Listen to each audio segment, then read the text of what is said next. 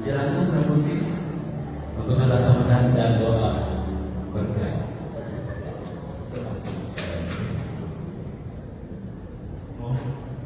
Gimana nih? Romo yang punya gereja. Soalnya saya grogi di hadapan orang laptop jadi saya grogi. Karena saya mungkin tidak terlalu nampak, saya naik sedikit ya. Shalom Bapak Ibu Saudara-saudari. Selamat sore semuanya. Semua bergembira, semua berbahagia. Semoga tidak ada yang sedih di antara kita ya.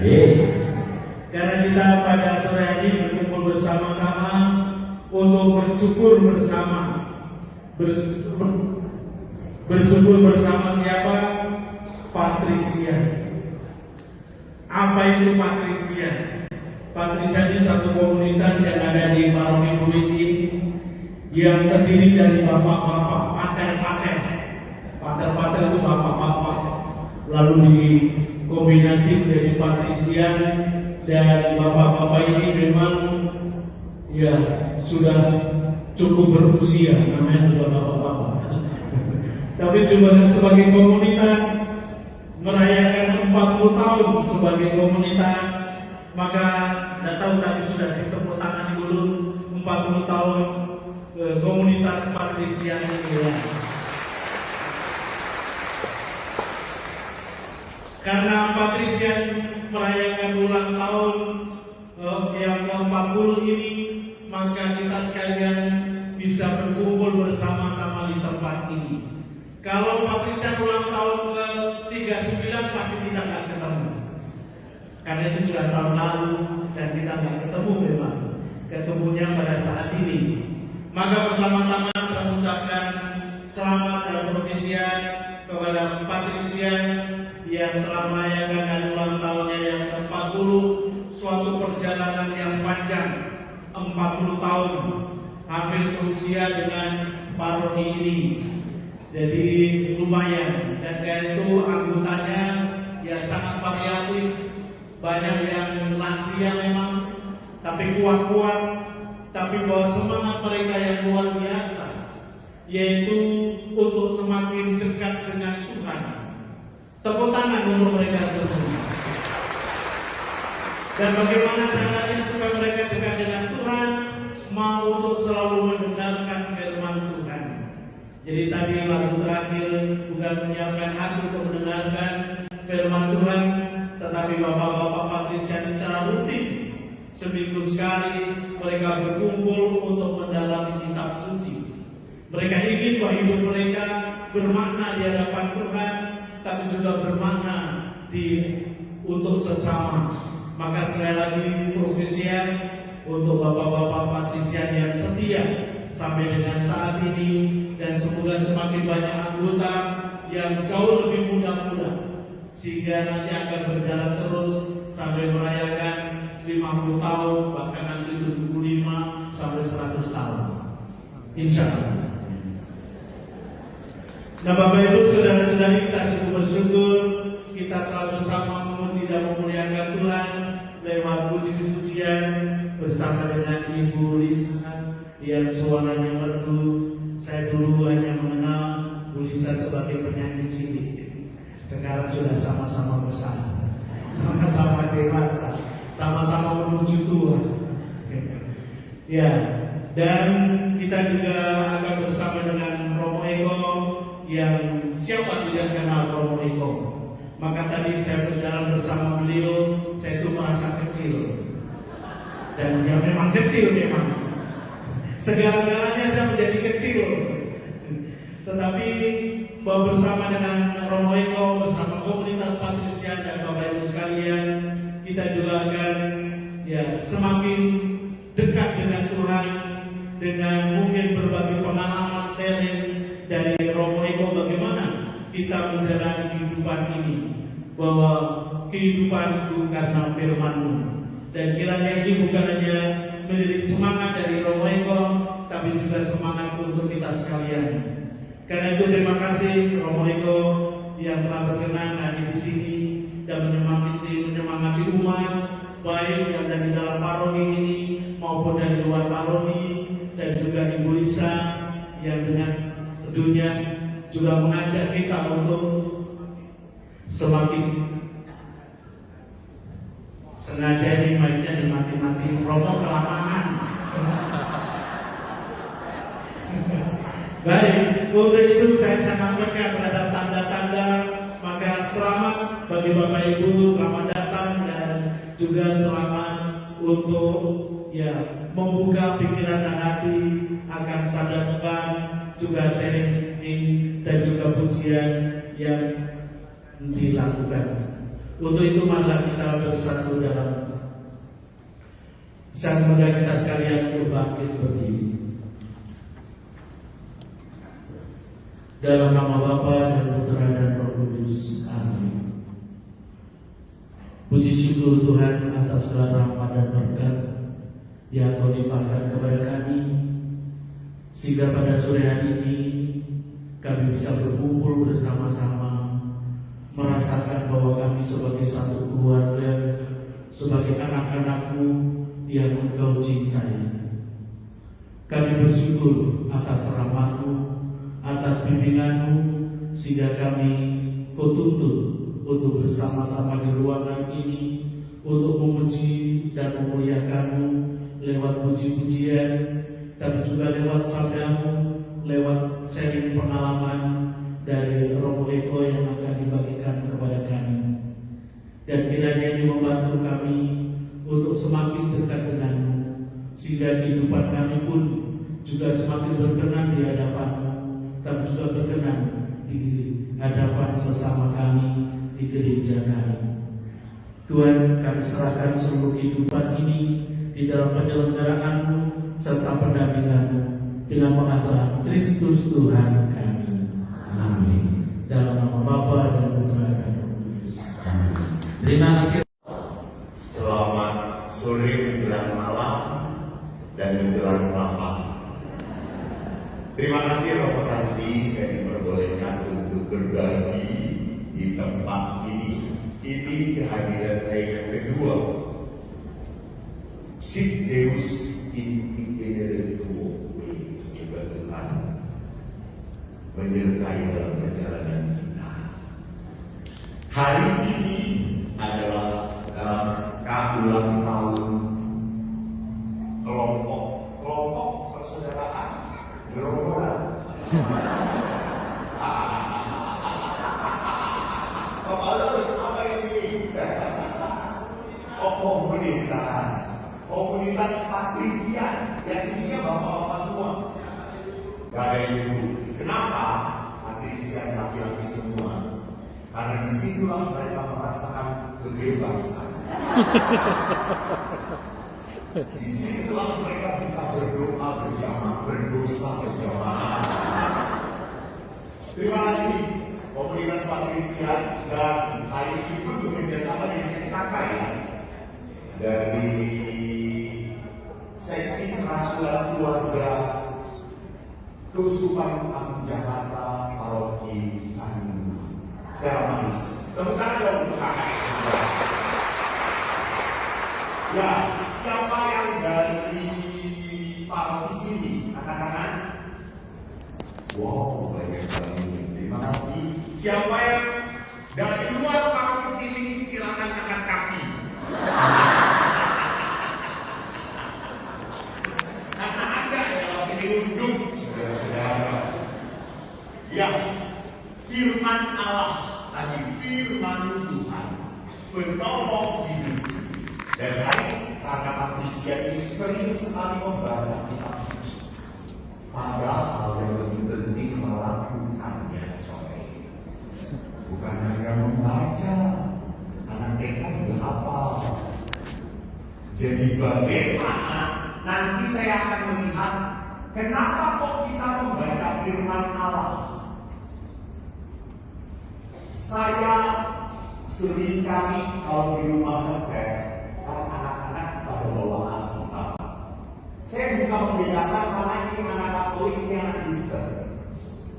Kalau anak Katolik itu kita susah dibuka, masih ragu.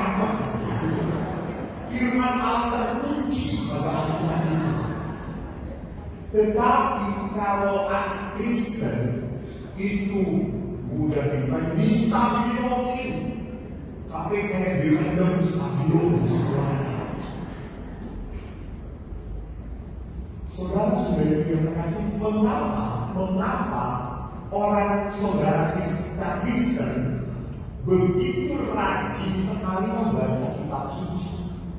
Karena bagi orang Kristen sumber satu-satunya iman adalah kitab suci. Kitab suci, maka mereka harus baca kitab suci. Sedangkan sumber iman gereja Katolik apa saja itu? Ekaristi, ibu salah.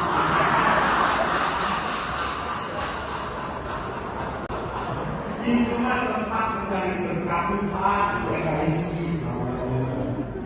Sumber iman gereja Katolik kitab suci. Betul.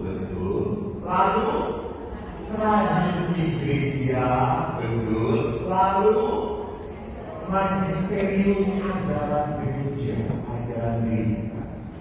Jadi ada begitu banyak yang harus diketahui oleh orang Katolik.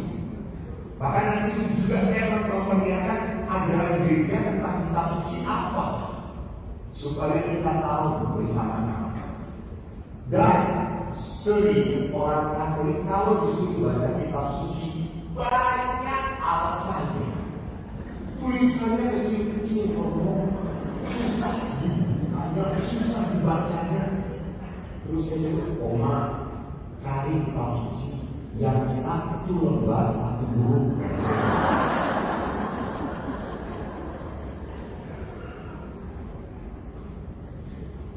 Atau yang kedua, orang Katolik kalau disuruh baca kitab suci, alasannya orang muda, orang tua sama. Alasannya saya sudah baca tetapi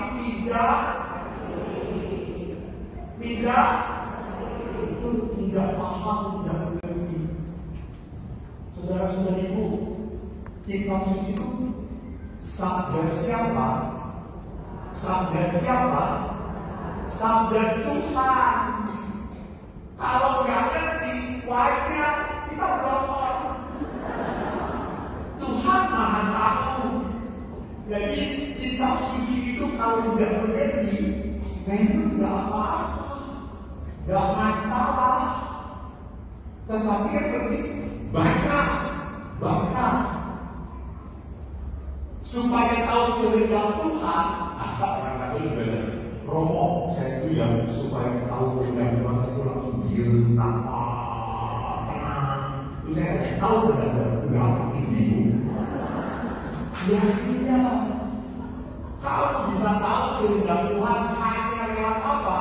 Baca kitab suci. Kitab suci itu mungkin waktu kita baca kita tidak ngerti apa-apa. Tapi suatu saat kok saya dikuatkan ya oleh kitab suci? Kok saya dikuatkan ya? Beberapa bulan yang lalu saya benar-benar ibu-ibu 450 ibu. Saya sebenarnya saya mengatakan Allah itu Bapakmu. Maka doa yang diajarkan oleh Yesus adalah Our Father, Pater Noster, Bapa kami. Digambarkan Allah itu sebagai Bapa yang Maha Rahim. Seorang Bapa yang anak bungsunya ngaco, kabur, tapi bapaknya itu siap memeluk dia. Ini gambaran tentang Tuhan. Jadi kalau mau tentang Tuhan seperti apa, kita harus cinta. Dan yang kedua, dikatakan dalam kitab suci, kita bisa melihat perintah-perintah Allah. 10 perintah Allah didapatkan oleh Nabi Abraham, Musa, betul bagus Musa, 10 perintah Allah. Jangan membunuh, hormatilah Tuhan Allah, hormatilah orang tuamu, kuduskanlah Tuhan Sampai akhirnya Yesus pun memberi perintah, kasihilah musuh. Hanya Yesus yang mengajarkan itu. Kasihilah musuh. Doakanlah musuh. Berilah kepada orang yang tidak bisa membalas. Itu perintah Allah. Apa yang dipersanggupan Allah tidak boleh diceraikan manusia. Itu perintah Allah. Jadi orang Katolik selalu bertanya, kenapa orang nggak boleh cerai? Kan udah bosen. Dia makin buat lagi cerai. Udah ditulis lagi orang. Beberapa ibu-ibu sering kesel dengan suaminya. Dan suaminya sering jengkel dengan istrinya yang ngomong terus. Di masjid aja azan cuma 5 kali. Istri saya 24 jam terus ngomong. Maka para suami gak aneh kalau tiba-tiba menjadi tuli kalau mendengar istrinya ngomong. Jadi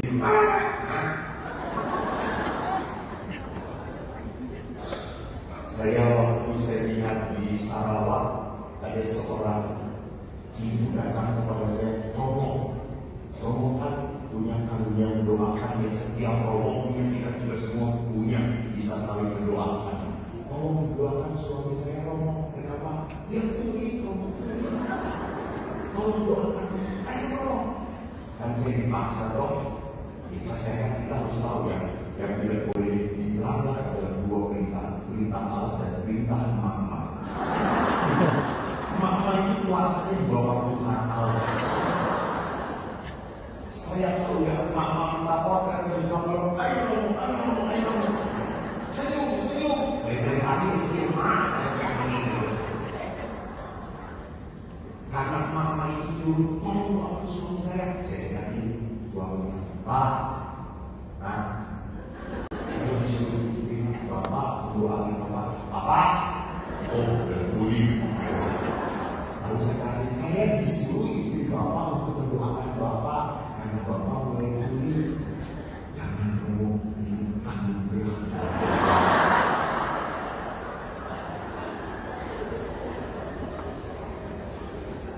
Berarti dia sudah Pak, mari kita syukuri anugerah. Semoga itu terima kasih Romo, karena saya tuli, saya tidak berani hidup saya. Jadi saudara lihat kenapa gereja Katolik ngotot tidak boleh cerai, karena Yesus ngomong kamu disatukan oleh Tuhan. Maka orang Katolik itu perkawinannya diatur oleh 2 hukum. 1, hukum pemerintah sipil. 2, hukum ilahi, hukum Tuhan. Jadi jangan kita pun nggak boleh cerai, cuma gereja yang ada-adain, dan jangan juga boleh kok. Kampret. Jangan boleh tempat suci. Itu kata Yesus. Jadi walaupun perceraian disahkan di hukum sipil, tidak pernah diterima dalam gereja Katolik. Tidak pernah diterima. Waktu saya memberikan seminar keluarga juga sama, ada seorang ibu-ibu tanya, Romo, saya mau tanya, ya, Romo saya ini sudah bertahun-tahun ditinggalkan sama suami, gak tahu ya kemana, status saya apa Romo? Ibu yang kawin katanya ya walaupun ibu sudah ditinggalkan suami, tetap ibu adalah seorang istri yang terikat dalam perkawinan. Tapi dia sudah pergi, nggak masalah. Tetap ibu bukan singlet lagi, bukan single lagi. Udah ibu terikat dalam perkawinan. Jadi saya nggak boleh punya pacar. Jangankan pacar. Terus saya dalam hati berpikir, emang ini masih laku kan? Cuma nggak berani saya ngomong kayak gitu. Wah, pulang mencekik sama ibu. Dan jadi ibu bukan pacar, ibu tertarik pun itu dosa, nggak benar. Ibu tetap hidup sebagai istri dari suami, walaupun dia sudah pergi. Ya, karena ini aturan Tuhan. Ini aturan Tuhan. Jadi kita bisa tahu hukum Tuhan itu dari mana? Kitab suci mengatakan seperti wahyu adalah keputusan Allah supaya manusia mengenal kasih dan rencana di dunia ini. Next, kita lihat apa tujuannya kalau begitu. Itu membersihkan jiwa dari roh jahat. Pada anak-anak ini, hey, kalau mau dibersihkan, tuh masuk ke ruang sakramen pengampunan. Bukan setelah lama. Emang udah kecewa. Lu tenggelam keluar kayak dibunuh aja. Bukan masalah itu. Kita punya sarana yang benar. Tolong lakukan. Jangan ikut tradisi yang lain. Katolik, ikut tradisi orang lain. Sesat coy. Nggak benar. Kemarin saya sedih sekali. Saya mendoakan orang meninggal. Setelah mendoakan orang meninggal ini harus dikremasi. Itu yang ribut, yang hidup. Menurut kelenteng ini menurut jam 11. Jam 1 pagi di kelenteng yang lain jam 12. Matek mereka saja. Artinya saya jadi tanya dari artinya apa kembali.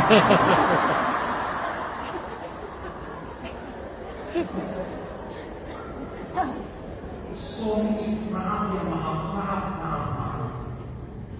Kenapa kita sebagai orang Katolik punya sarana yang benar di gereja? Yang percayalah, jangan mencampur adukan kepercayaan yang akhirnya membingungkan iman kita. Saya dikasih orang baru perkawinan, lalu mau jam berapa? Saya itu ngomong apa ngomong saya. Dia begitu juga ngomong. Di katedral harus jam 10.20. Gila, 10.20. Kenapa jam 10.30? 10.20 kurang berapa detik? Oke lah, namanya Romeo itu kan melayani kawan. Saya dan kawan jam 10 di katedral suci. Anda tahu katedral baru ini jam 10 sedang macet-macet. Saya nungguin pasangannya belum datang. Papa mamanya sudah ada. 10.20 masih belum datang. Baru kata beliau 10.30. Datanglah 10.25. Dilanjutkan enggak? Ganti. Tapi kita potong aja di sana, langsung berkata dulu. Oke, memusingkan. Kita punya sarana. Jadi makin sarana yang ada di dalam iman kita. Ini wahyu Tuhan, ini pun cara Tuhan memberkati. Maka saya maaf yang prihatin. Hari baik ini hari baiknya, itu hari baiknya, ini jam baiknya. Halo, Tuhan memberkati, tidak kenal liburan. Full day, 24 hour, dan never sleep.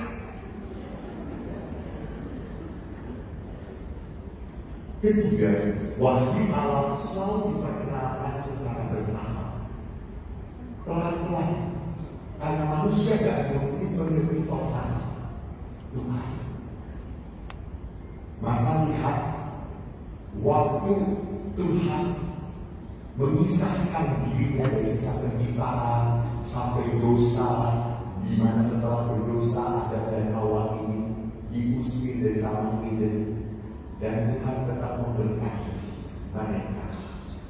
Waktu Adam dan Hawa punya anak Kain dan Habil, siapa yang dibunuh? Dia malah jawab, aduh berat.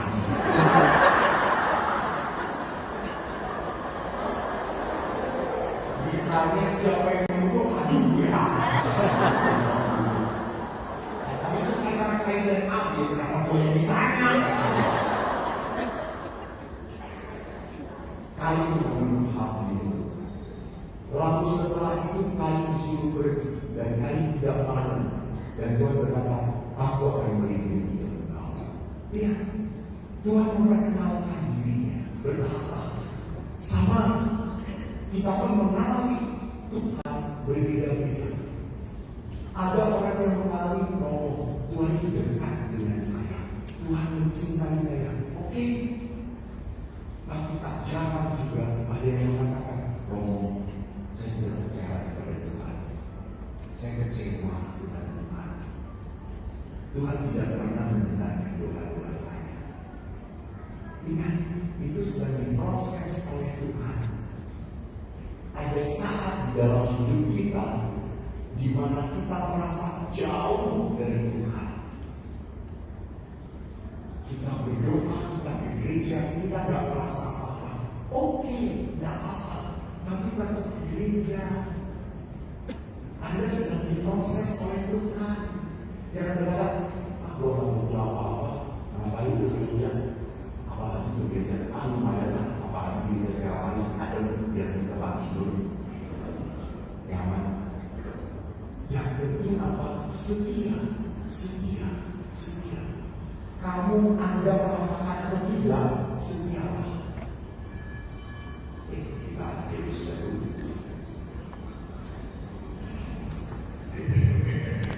Mari kita bagian dari Matius dalam nama mari kita menaikkan Tuhan bahwa ia akan mengandung dari Roh Kudus. Salam Maria, berkah Tuhan sertamu, terpujilah engkau di antara wanita, dan terpujilah buah tubuhmu Yesus. Santa Maria, Bunda Allah, doakanlah kami yang berdosa ini, sekarang dan waktu kami mati. Aku ini hamba Tuhan.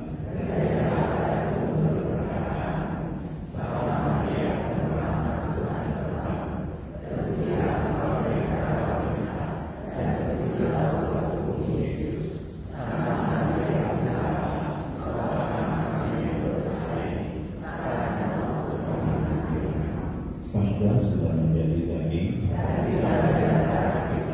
Salam Maria,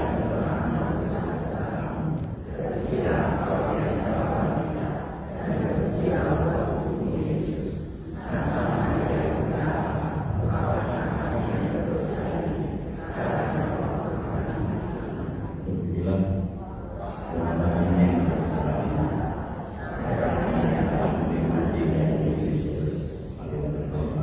Ya Allah, karena Kau mereka, kami mengetahui bahwa Yesus Tuhan menjadi manusia.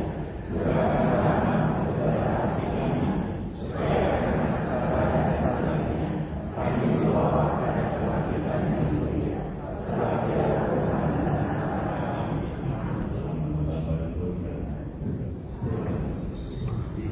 Saya pulang tidak suka karena harus kesini. Saya minta minum. Akhirnya bisa diatur. Hari Minggu saya pada saat di Bandara Kupang, saya sedang duduk. Adik saya berkata, ayah makin hero. Terus saya ngomong, you video call. Kalian kumpul. Adik-adik dengan adik ipar saya. Anda belum berkembang. Iman Anda mandek. Mandek.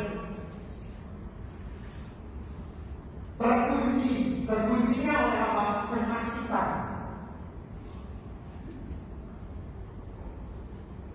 dia, wahyu Allah menuntut tanggapan iman dan kesetiaan. Jadi wahyu Allah itu diberikan pada kita dan kita harus menanggapi. Menanggapinya gimana menanggapinya? Oh iya betul. Nah, belum dalam nama Yesus sebelumnya disebut. Nah, iman sabda Allah harus ditanggapi. Ditanggapinya seperti apa? Seperti apa? Seperti apa? Seperti apa? Seperti apa? Kesetiaan. Seperti Bunda Maria itu yang setia yang mengatakan, aku ini hamba Tuhan, terjadilah padaku menurut kehendak-Mu. Terjadilah. Maka bapak-bapak harus dengan jengkel terhadap istri seperti Bunda Maria, terjadilah menurut kehendak-Mu Tuhan. Kalau punya istri yang seperti ini, terjadilah. Dia mampus, terjadilah. Jadi setiap firman Allah itu ditanggapi oleh kita dengan apa? Kesetiaan. Betul. Terjadi. Kalau itu yang Tuhan mau, ya sudah. Bapak itu ingat tidak? Sore ini di gereja, tapi aku boleh minum sedikit ya. Karena saya belum banget.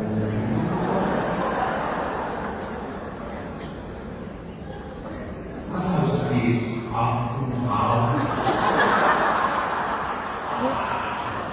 Garapan prajurit yang menyikap Yesus.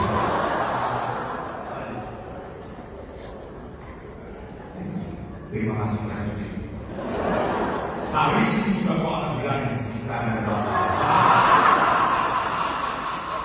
Seperti malam ini nanti itu.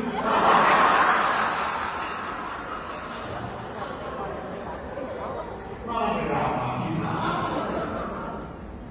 Ngomong apa ya? Pernah dengar cerita saya waktu saya ketemu dengan anak jatret. Kan saya dengan anak jatret, saya senang memberikan anak istri. Anak istri itu taat sama romonya. Kalau saya kata diam, dan beda dengan orang itu. Kalau orang itu suruh diam, tapi tidur semua. Anak jatret itu kalau datang ke Pratista, saya menyambut pakai celana pendek, pakai kaos. Anak-anak selalu datang, apalagi anak celana. Apalagi ada anak kuih, somong. Lalu kan ada bawa mereka juga doang. Biar saya, Pak, sama saya gimana Pak? Boleh bawa Pak? Boleh bawa Pak? Kalau saya kasih tips, ini kasih dia.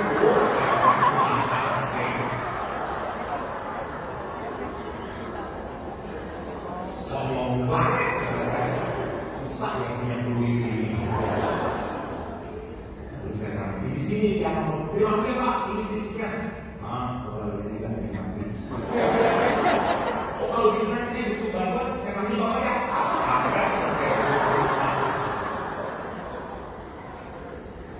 Tiba-tiba pas saya keluar, saya lihat seorang anak, mohon maaf, kakinya tidak begini.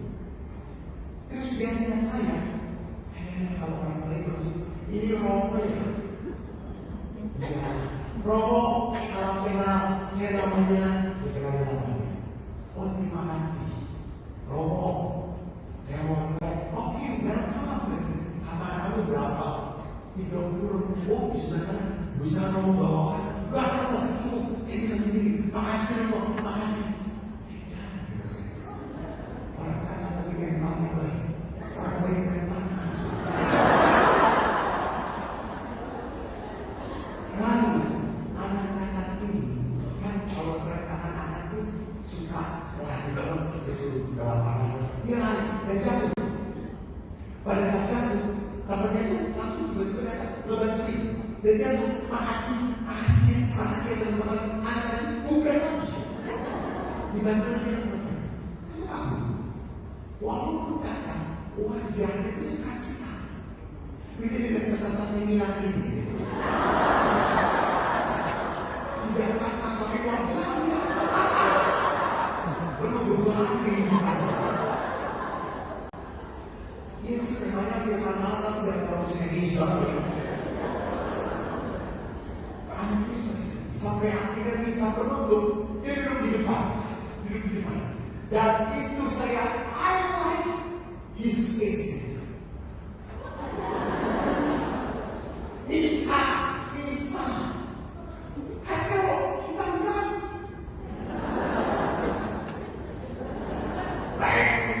yang ini loh. Selamat bapaknya.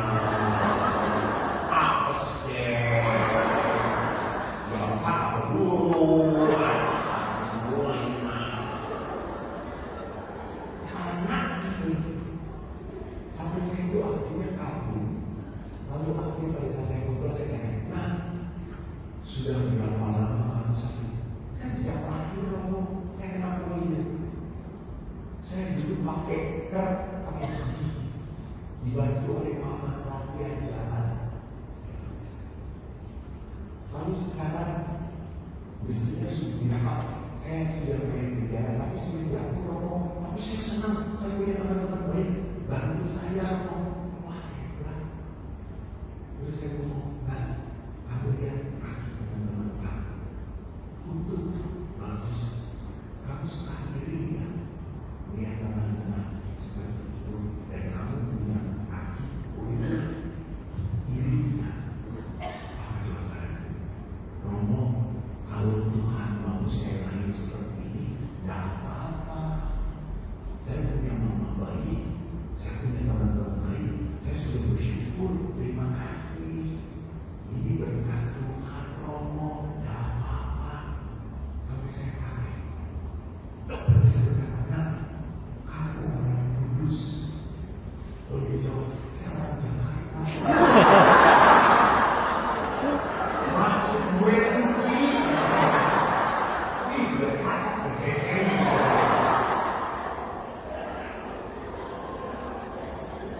Ini orang hebat. Anak ini walaupun seperti itu masih bisa mensyukuri apa yang dia miliki. Tidak mengeluh tentang kekurangannya. Dia bersyukur. Itu gimana? Maka next, Rasul Paulus kepada jemaat, kepada Yesus yang kau aniaya, bahwa pergilah ke dalam kota, di sana akan dikatakan kepadamu apa yang harus kau perbuat. Ini firman Allah kepada Paulus pada saat itu namanya masih Saulus.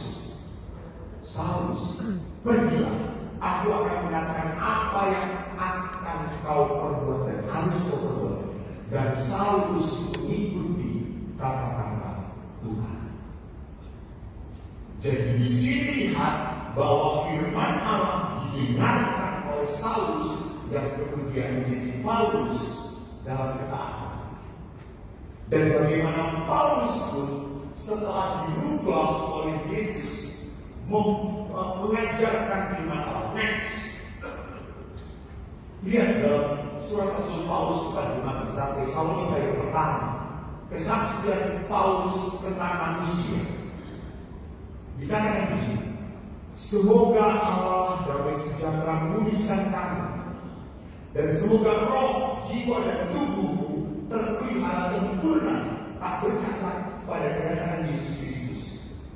Paulus mengajarkan bahwa hidup kita itu terdiri dari tubuh, jiwa, dan roh. Gereja mengatakan tubuh dan hidup rohani.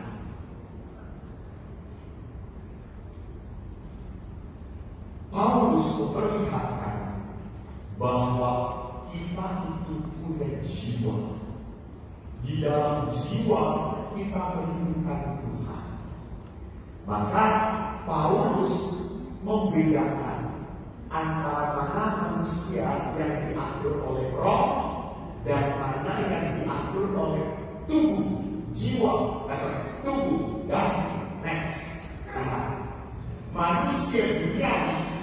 itu manusia yang diatur oleh tubuhnya menerima apa yang berasal dari Roh Allah, karena hal itu baginya adalah suatu kebodohan. Tidak menerima apa yang berasal dari Roh Allah, karena hal itu baginya adalah kebodohan, dan dia tidak dapat memahaminya, sebab hal itu hanya dapat dinilai secara rohani.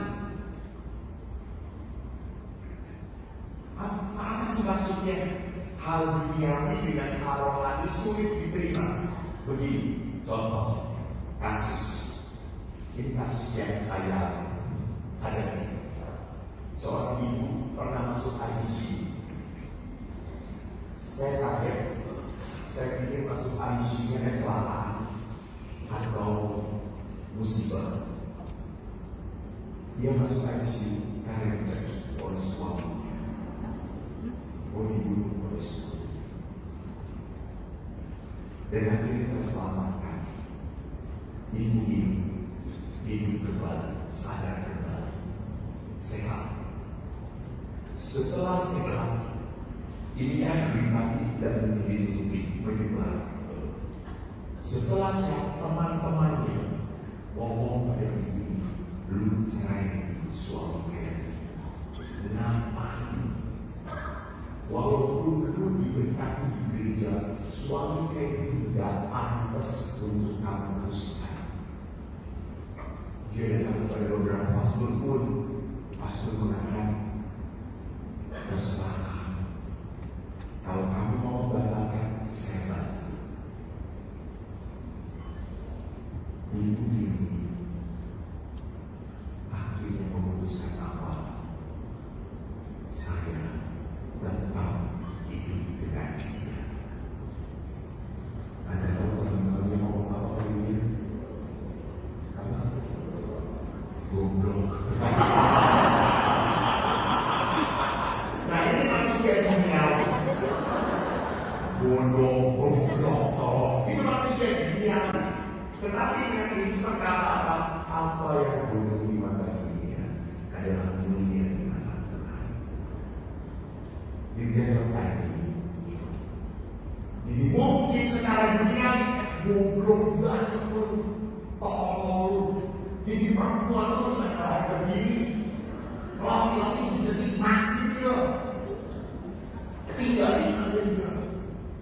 Dia paling dapat satu, kamu kalau kawinan dapat satu bis.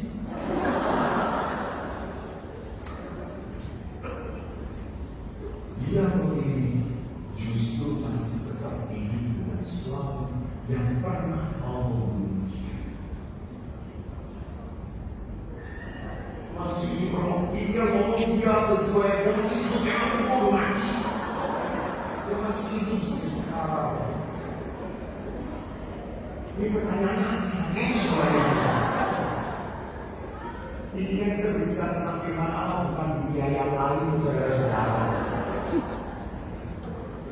Jadi lihat, Paulus mengatakan agar manusia duniawi disebut sebagai psychoi, material man, manusia duniawi. Ada manusia rohani, pneumatikoi, spiritual mind, pneuma itu roh. Jadi kalau manusia rohani itu adalah manusia yang diatur oleh Roh Allah. Nah, sekarang mari kita lihat Paulus jelas banget mengatakan dimensi kedal iman dan roh. Next, dalam surat Rasul Paulus berjelas dia di sana. Maksudku ialah dia di sana. Next. Biasanya sadar saya kan Tuhan Allah bersandar lagi, setelah itu bersandar kalah. Maksudku ya, hiduplah oleh roh, maka kamu tidak akan menuruti keinginan daging. Keinginan daging berlawanan dengan keinginan roh. Keinginan roh berlawanan dengan keinginan daging. Keduanya bertentangan, sehingga kamu setiap kali tidak melakukan apa yang kamu kehendaki. Jadi di dalam diri saya dan Anda ada keinginan daging dan keinginan roh. Daging kita itu selalu mengajak kita untuk cari yang enak, cari yang mudah, cari yang nyaman,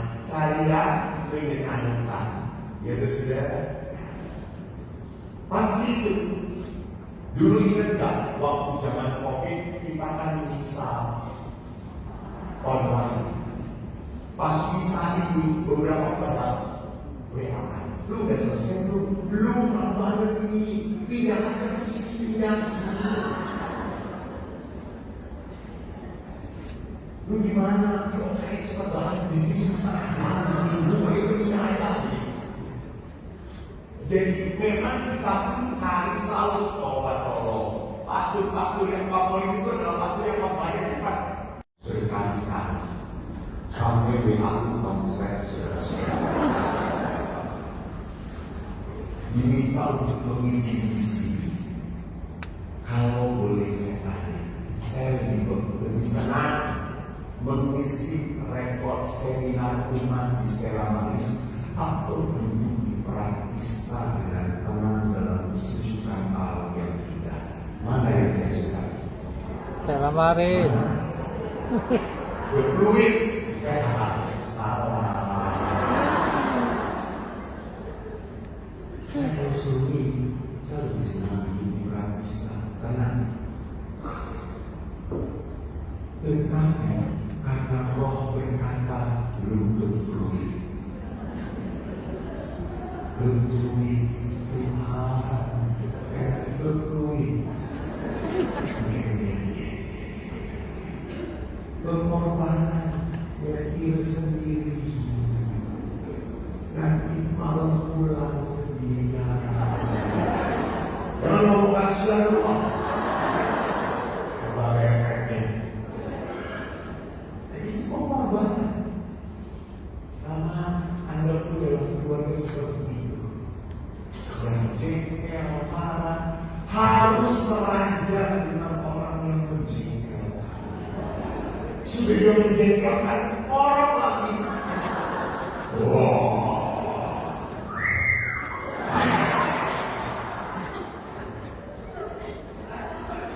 Makin kesel.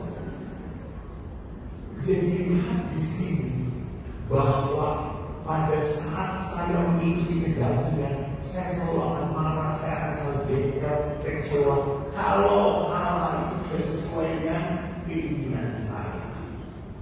Itu harus diingat. Next, Paulus menolong kepada orang di Roma sama. Mereka yang hidup menurut daging memikirkan hal daging. Keinginan daging maut, keinginan roh hidup. Keinginan daging adalah perseteruan dengan Allah melawan Tuhan. Hidup dalam daging tidak mungkin berkenan kepada Allah.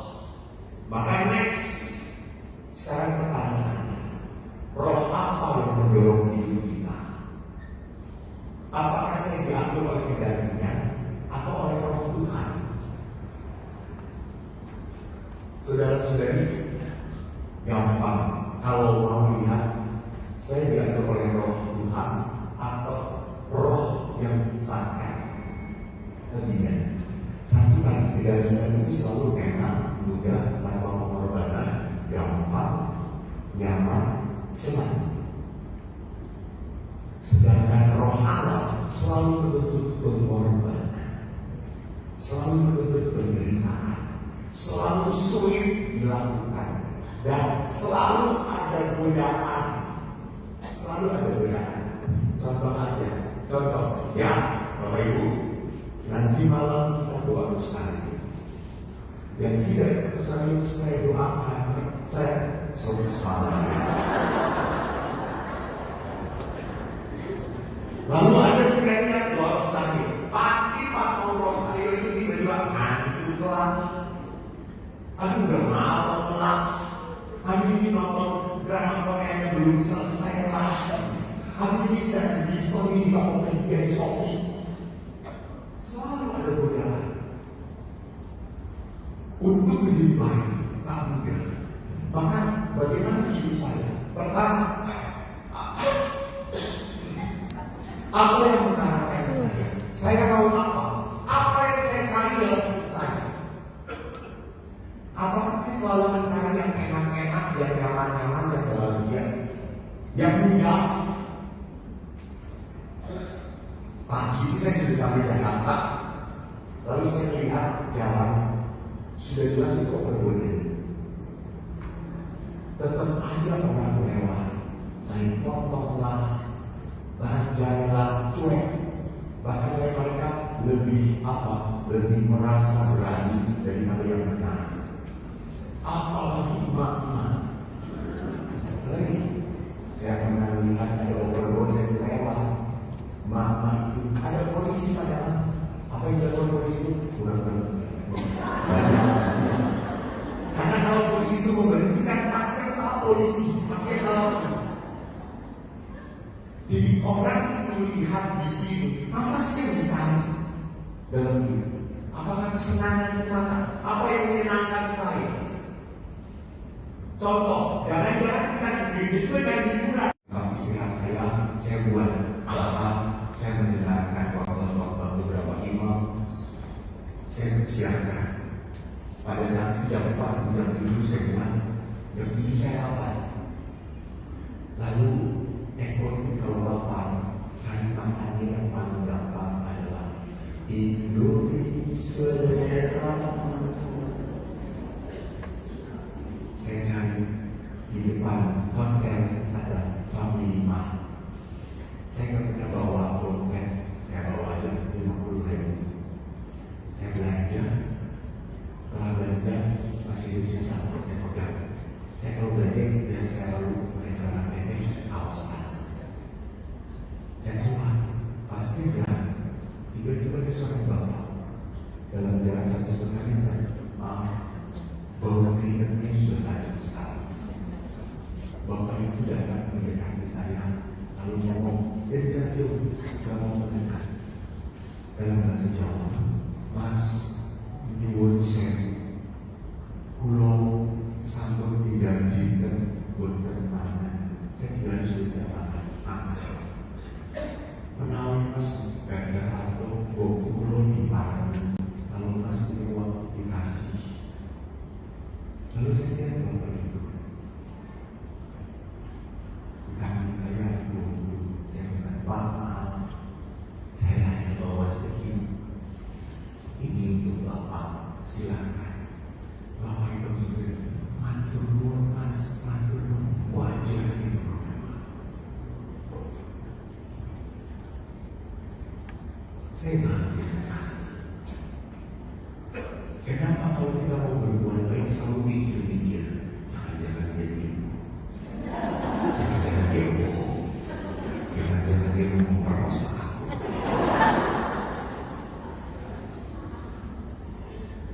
Selalu banyak pilihan-pilihan untuk ngasih aja banyak cincong lu. Mau nggak? Udah kasih. Nanti salah kasih nggak masalah. Nggak masalah. Kita harus berani jadi orang yang berani ngasih. Nggak banyak pikir. Bapak Ibu, tolong ingat ya. Anda harus melupakan semuanya. Ini dan tolong ingat.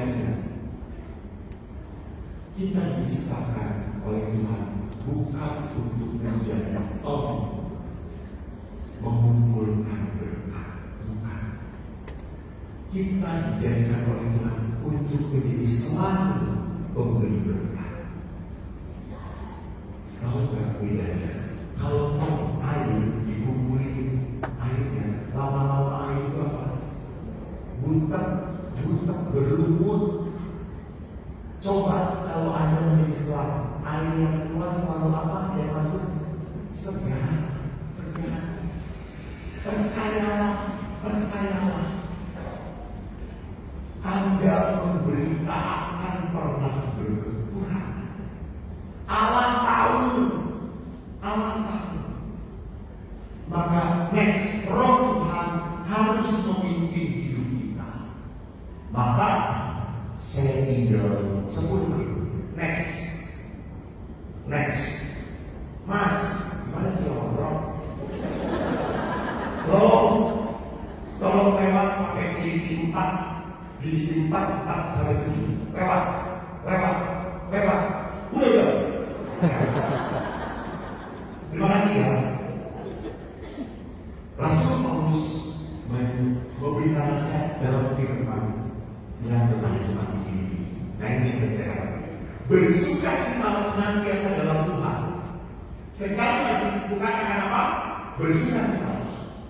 Hendaklah kebaikan hati budi ketahui semua orang.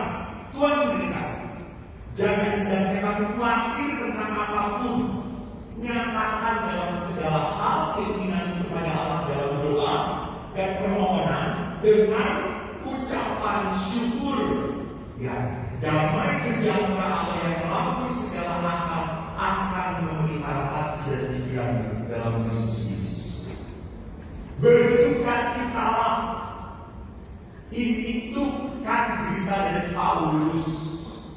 Ingat, berita para malaikat waktu menguji para gembala. Apa? Bersukacitalah. Gloria in excelsis Deo. Ada kemuliaan Tuhan. Bersukacitalah. Yesus pun berkata dalam Injil Matius, marilah kepadamu kalian semua yang letih, lesu, berbeban berat, aku akan memberikan beban padamu. Benar? Benar? Susah kalau ngomong dengan orang tersesat. Kelebihan bukan beban.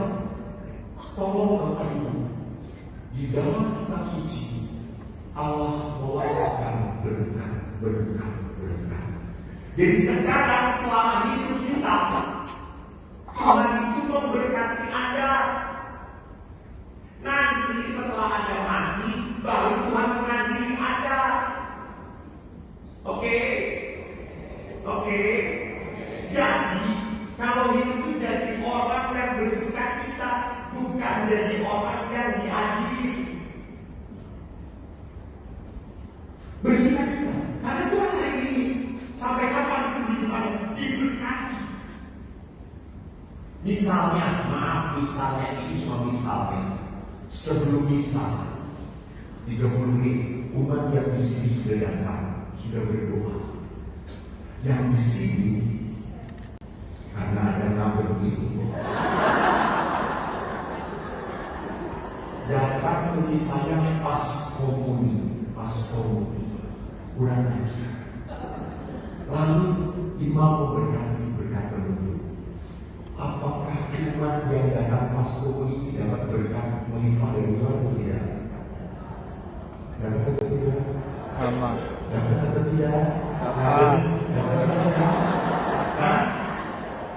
Lihat, tersesatlah, tidak dapat. Maaf, berkat Tuhan tidak tergantung pada Anda. Allah memberikan hujan kepada yang jahat dan kepada yang saleh. Ingat itu. Allah memberikan berkat pada yang di gereja tidur juga. Ya. Hanya apakah yang tidur yang datang telat ini hatinya sukacita atau tidak? Tidak, karena tidak mempersiapkan diri dengan baik. Jadi kan berkat Tuhan itu kasih kepada kita tergantung hati kitanya. Kalau orang-orang setia, hatinya selalu siap menerima.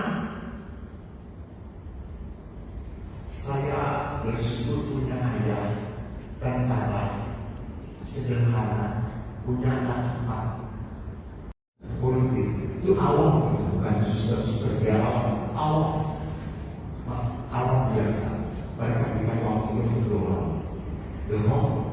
Terus dia bilang awam. Terus dia tanya lagi, Father, may I sit here? Of course, please. Duduklah dia sampai saya. Lalu biasanya saya cuma bisa I love you di Indonesia. Di luar biasa mungkin lancar di Indonesia. Gak tahu mau apa Margaret Thatcher menggunakan ke saya.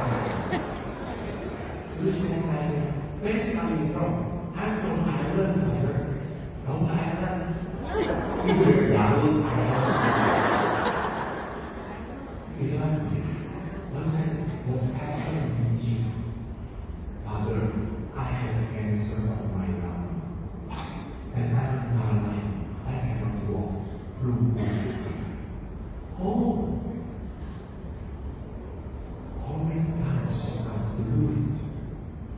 Dia bilang, Father, I come to you twice a year. Hah? 2 tahun sekali? Lalu bilang, what? 2 times in 1 year? Kita saya pakai itu bahasa Indonesia. 2 times in 1 year? That's right, Father. Wow! Amazing! What happened? Now, with your question, I still have cancer in my lung, and I still cannot walk. Terus apa? So, why you still come to do it? Nothing happened with you.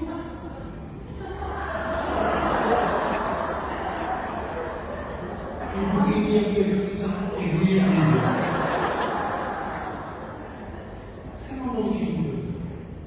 Nothing happened with you, and you still come to look. Why? Si ibu itu ngomong apa?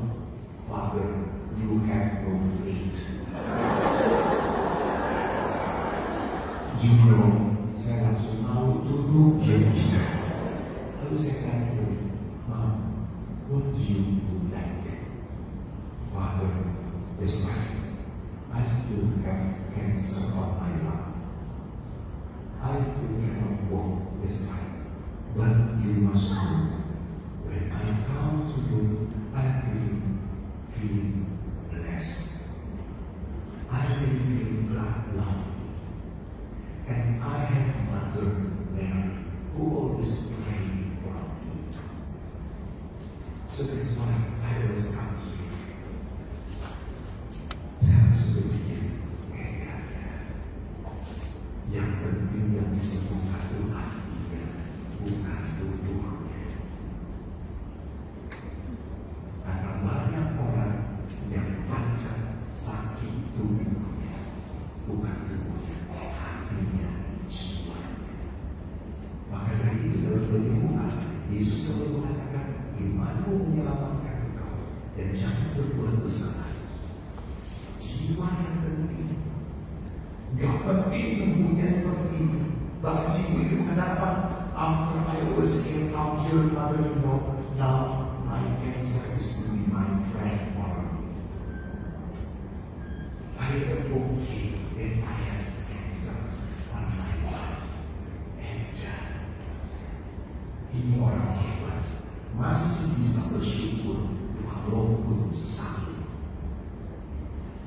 Coba saya scan.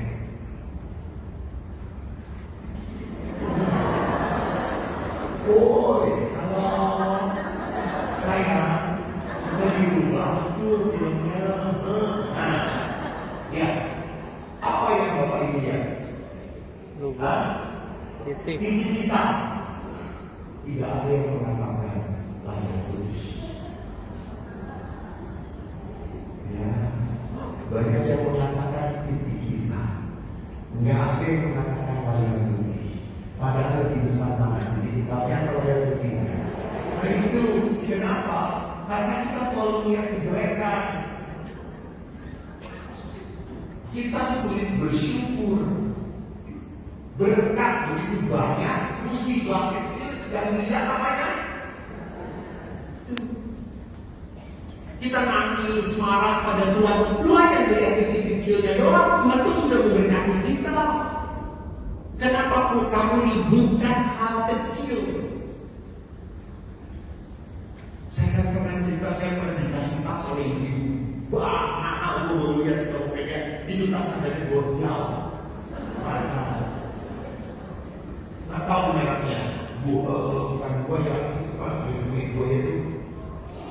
Krokodilnya itu krokodil apaan itu?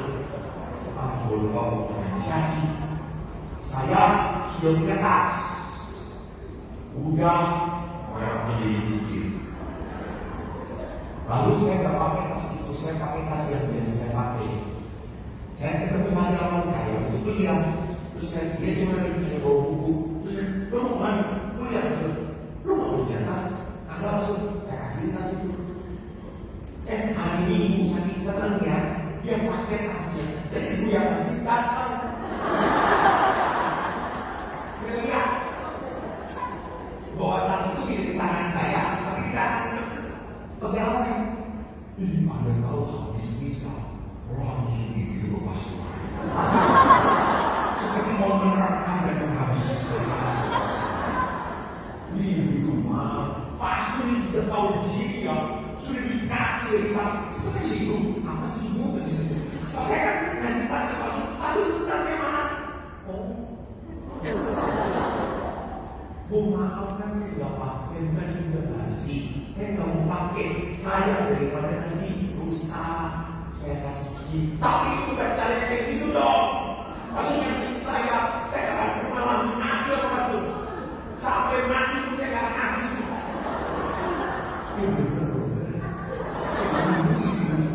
Masih lucu sekarang. Dia nggak pernah ngasih. Tapi hebatnya banyak ibu-ibu lain yang ngasih.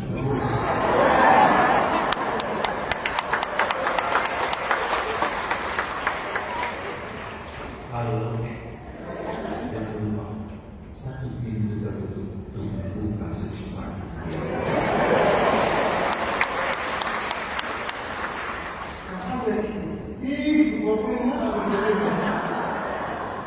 Gue masih sembilan di darah tinggi saudara. Mengapa kita hidup kita? Sampai kapan ini kita ributkan titiknya?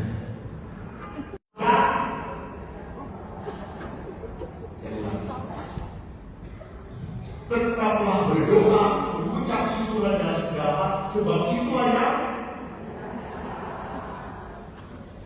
jadi Bapak yang sudah terkasih. Baik, kalau mau hidup dalam firman Tuhan, dengarkan apa yang para rasul katakan. Dengarkan apa yang Yesus katakan. Bersukacitalah biasa. Mengucap syukurlah dalam segala hal. Walaupun sedikit, mengucap syukurlah. Mengucap syukurlah. Karena apa? Dengan bersyukur hati kita bersukacita. Betul tidak? Hati kita bahagia. Jadi bukan bahagia itu baru bersyukur. Tidak. Justru kebahagiaan yang sesungguhnya terjadi pada saat saya bisa bersyukur. Sewaktu ayah meninggal, saya tidak menangis. Saya sedih ya. Hanya ayah ini kalau bertemu saya, ayah selalu berkata, saya sudah siap bertemu Tuhan. Saya pikir ini kata orang yang putus asa. Tetapi tidak. Ayah itu tiap hari berdoa. Sekarang itu bisa 5 sampai 6 kali sehari. Di samping tempat tidur ayah itu ada meja doa. Di situ banyak sekali buku doa. Ayah berdoa baca Yesus tiap hari, tiap saat. Saya kalau datang ke rumah, ayah itu sedang berdoa. Sampai saya nungguin ayah dan sampai saya selesai. Sampai saya mau buka dan bantu ayah. Sedang berdoa. Lalu kata orang baru Bapak ada orang ekor. Apa jawabannya saya? Suruh nunggu.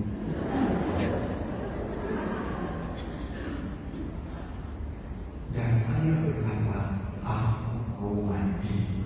Kalau mandi, aku jangan menderita.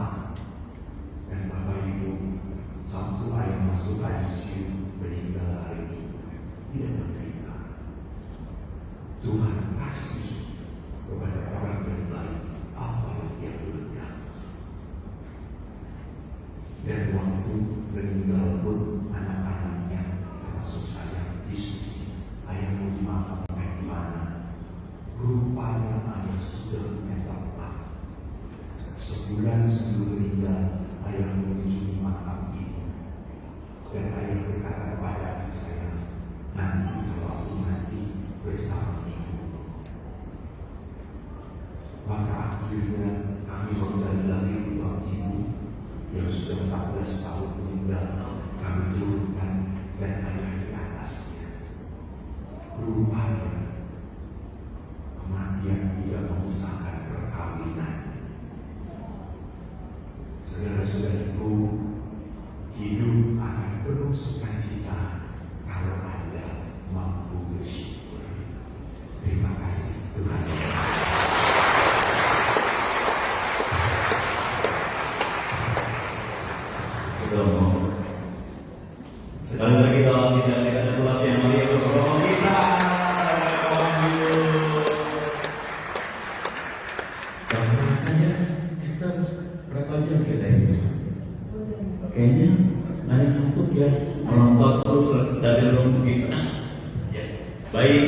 Ibu, saya cuma ingin mengingatkan, tadi kan sudah dikasih tahu sama suster kita ya. Tetapi di bangku kita masing-masing ada amplop. Ada amplop, kita bisa memberikannya dengan kita. Hendaklah masing-masing memberikan menurut kerelaan hatinya, jangan dengan sedih hati atau karena paksaan. Sebab Allah mengasihi orang yang memberi dengan sukacita seperti yang disampaikan tadi oleh Romo Deko Bantu. Sekarang mari 2-3 menit kita akan mempraktekannya.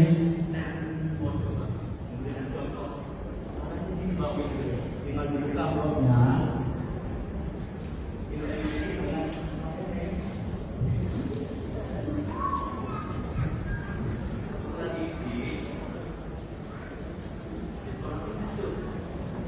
Tadi sholatnya ditutup, lalu nanti dikumpulkan ke depannya. Itu kan dikasih kepada Bapak Ibu petugas yang di depan. Gampangannya, gampang. Romo itu sukacita itu untuk memberikan kasih, gampang sekali Romo. Benar bro, dari tadi diam-diam diisi. Tapi siapa yang kosong? Ingat dekat Allah pun kosong. Jadi ini di gereja atau di gereja, jangan ikuti Tuhan. Terima kasih Romo.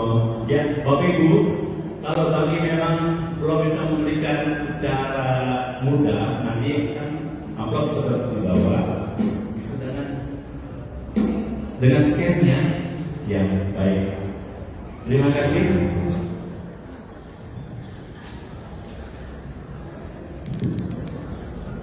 Bapak Ibu yang terkasih, tak terasa kita sudah sampai di penghujung. Ya. Oh iya, di Om sudah memesan bagi Bapak Ibu yang mengikuti peserta seminar ini. Di depan akan ada nasi box, ya, nasi box nanti akan diberikan satu persatu oleh panitia. Silakan.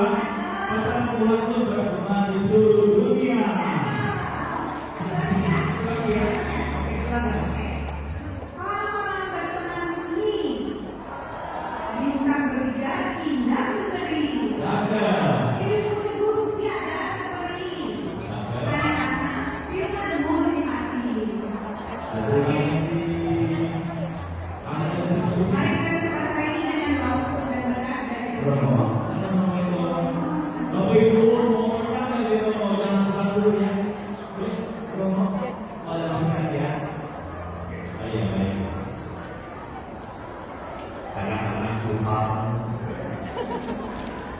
sebelum malam ini dipanggil Tuhan,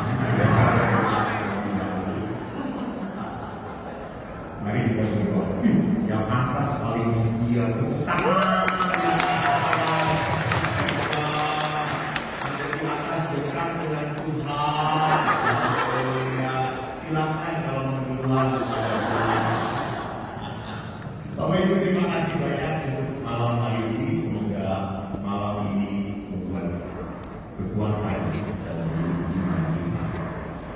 Dalam nama Bapa dan Putra dan Roh Kudus. Amin.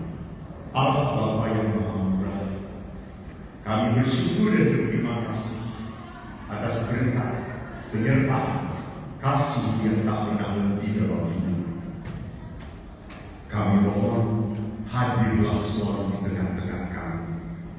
Pimpin, dan selalu jaga hidup kami dengan firman.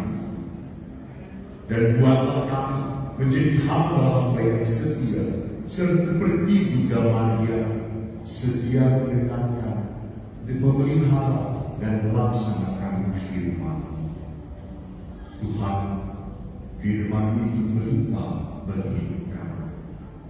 Kami percaya melalui firman kami dapat sampai untuk bertemu dan berkumpul di rumah-Mu yang aman. Maka kami mohon kepadamu, turunkan berkat-Mu atas anak-anak ini. Sejahterakan mereka, sukacitakan keluarga mereka, beri berkat kepada keluarga mereka. Jangan sampai keluarga mereka berkekurangan, dan biarkan mereka pun selalu bersedia untuk menjadi berkat bagi sesama, khususnya bagi pembangunan aula paroki. Berkat Allah melimpah atas Anda semua, Bapa, Putra, dan Roh Kudus. Amin. Terima kasih Tuhan memberkati.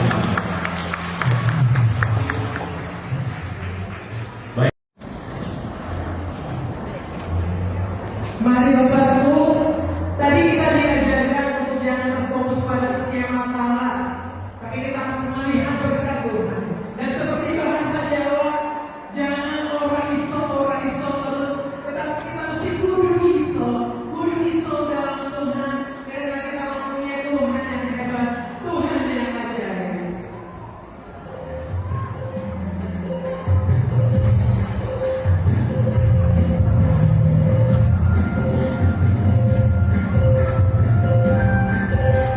Mari kita